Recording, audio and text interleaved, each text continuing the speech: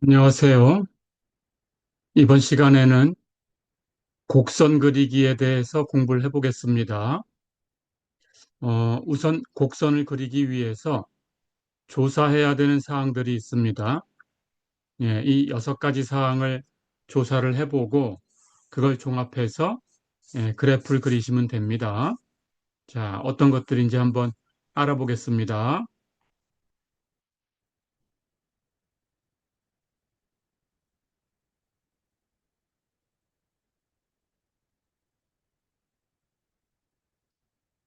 네, 첫 번째는 그 주어진 함수에 대해서 정의역을 조사하셔야 됩니다.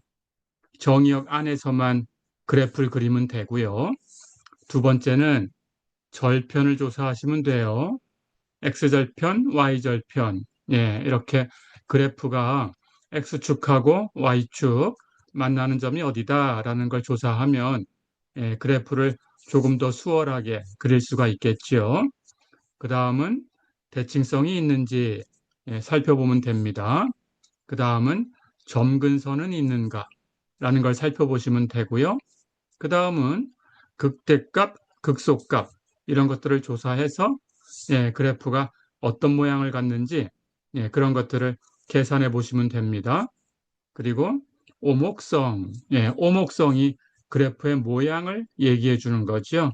이렇게 6가지를 조사해서 종합해 보시면 돼요. 자, 그럼 어떻게 해야 되는 건지 구체적으로 얘기를 해볼게요.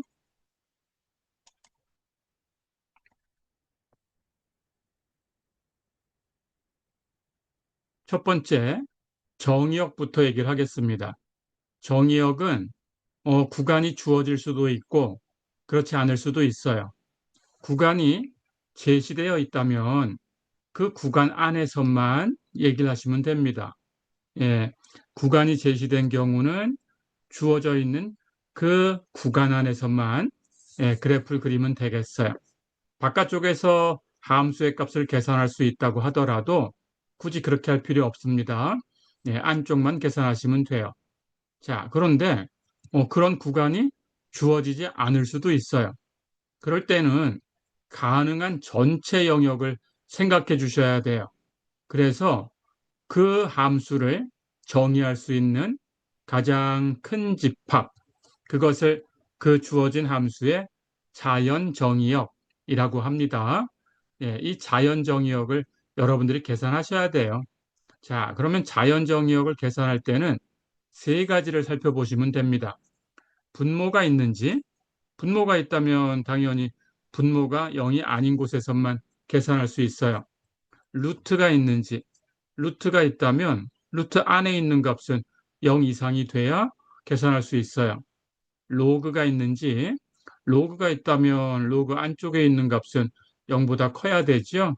이렇게 조사를 해보면 됩니다. 그래서 이 3가지를 조사해서 이 3가지를 다 만족하도록 교집합을 계산하시면 돼요. 그렇게 하면 자연 정의역을 얻을 수 있습니다.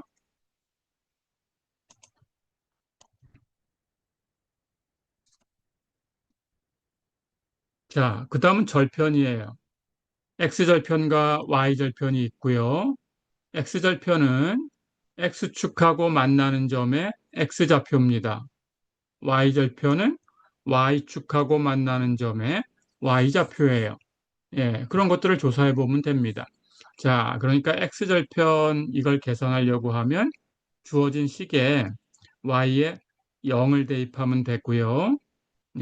Y좌표 이걸 계산하려고 하면 주어진 식에 x에다가 0을 대입해 보면 계산할 수 있어요.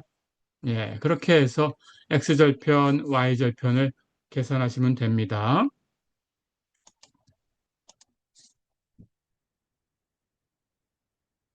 자, 그 다음은 대칭성이에요. 대칭성은 대칭성이 있다면 2가지 정도 조사해 보시면 돼요. 자, 그래서 그래프가 y축의 대칭이다라고 하면 그 함수가 우함수다라는 뜻이고요. 우함수라는 것은 어떻게 체크하냐? f-x하고 fx를 비교해 보시면 돼요. 이 값이 같으면 우함수고요. 그래서 그래프는 이렇게 y축의 대칭인 그래프를 갖고요. 이번에는 f-x가 마이너스 fx하고 같으면 이건 기함수입니다. 그럴 때에는 그래프가 원점의 대칭이 돼요. 이런 그래프가 생깁니다. 예, 이렇게 조사해 보시면 됩니다. 자, 그 다음은 점근선이 있는가 조사할 수 있어요. 점근선은 세 가지가 있고요. 첫 번째는 수평 점근선. 말 그대로 수평인 직선, 즉 X축하고 평행이 되는 직선이지요.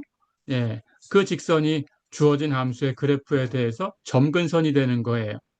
그러니까 점근선이 된다, 안 된다라는 것은 점근선이 된다면 이런 모양이 되는 거니까 극한을 계산하시면 돼요. x가 무한대로 갈 때 극한 계산해서 상수가 나오면 수평 점근선이 있는 겁니다. 마찬가지로 반대쪽으로도 x가 마이너스 무한대로 갈 때 극한을 계산해서 역시 상수가 나와주면 그러면 수평 점근선이 있는 거예요. 네, 이렇게 어떤 모양의 그래프를 갖던지 극한을 계산해서 상수가 나오면 무한대나 마이너스 무한대로 갈 때의 극한, 그 극한을 계산해서 상수가 나오면 수평 점근선이 있는 거고요. 그 극한이 상수로 a라는 값이 나왔다면 수평 점근선의 식은 y는 a예요. y는 그 상수라고 놓으면 됩니다. 이렇게 수평 점근선을 조사하시면 되고요. 두 번째는 수직 점근선이 생길 수도 있어요. 수직 점근선은 이런 모양으로 생길 수도 있고요. 이런 모양으로 생길 수도 있습니다. 자, 그러니까 어떤 특정한 점 A를 찾으셔서 X의 값을 오른쪽이나 왼쪽에서 A로 접근시키는 거예요. 그때 극한이 무한대로 가든지 아니면 마이너스 무한대로 가든지 이렇게 되면 수직 점근선이 있어요. 그러니까 수평 점근선하고는 다르게 극한이 무한대나 마이너스 무한대로 발산해야 그래야 수직 점근선이 있는 겁니다. 자, 그럴 때 x가 a로 갈 때 극한이 무한대로 발산하거나 마이너스 무한대로 발산하거나 이렇게 된다면 수직 점근선이 있는 거고요.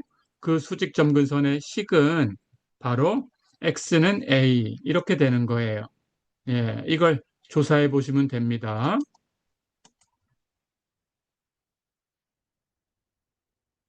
자, 그 다음은 사선 점근선이 생길 수 있어요. 수평도 아니고 수직도 아닌 그런 직선이 점근선이 될 수가 있습니다. 그럴 때 그 점근선을 사선 점근선이라고 불러요. 자, 그러니까 사선 점근선은 당연히 직선이니까 y는 ax 플러스 b 이런 식으로 표현될 거고요. 주어진 함수의 그래프가 이렇게 또는 이렇게 접근해 갈 수 있어요. 반대쪽으로 이렇게 갈 수도 있어요. 이런 모양이 될 수도 있습니다. 이렇게 된다라고 하는 것은 x가 무한대로 갈 때 극한을 계산해 보는 거고요. 이렇게 된다라는 것은 x가 마이너스 무한대로 갈 때 극한을 계산해 보는 거예요. 자, 그런데 주어진 함수 fx가 이 직선의 값 ax 플러스 b로 접근해 간다라는 거예요. 그러니까 fx하고 ax 플러스 b하고는 약간의 차이가 있는 거예요. 그 약간의 차이를 hx라는 함수로 정해줄 수가 있어요. 그러면 hx는 x가 무한대로 갈 때 0으로 가서 사라지던지 아니면 반대쪽 x가 마이너스 무한대로 갈 때 hx의 극한이 0으로 가서 사라지던지 하는 거예요. 자, 이렇게 되면 즉 사선 점근선을 가지려면 fx의 식이 1차 식과 나머지로 이렇게 더한 것으로 표현돼야 되고요. 나머지로 표현된 함수는 x가 무한대로 가는 극한을 계산하거나 x가 마이너스 무한대로 가는 극한을 계산하면 0이 돼야 돼요. 그러면 사선 점근선이 있는 거고요. 그 사선 점근선의 식은 바로 직선의 식 y는 ax 플러스 b 이렇게 돼야 되는 거죠. 이렇게 점근선을 조사하시면 됩니다. 자, 그러면 이제 이걸 연습을 해봤으니까 예, 우리는 이 내용을 이용해서 곡선을 한번 그려보겠습니다. 예, 곡선은 다음 시간에 이어서 그려볼게요. 이번 시간은 여기서 끊겠습니다. 수고했습니다.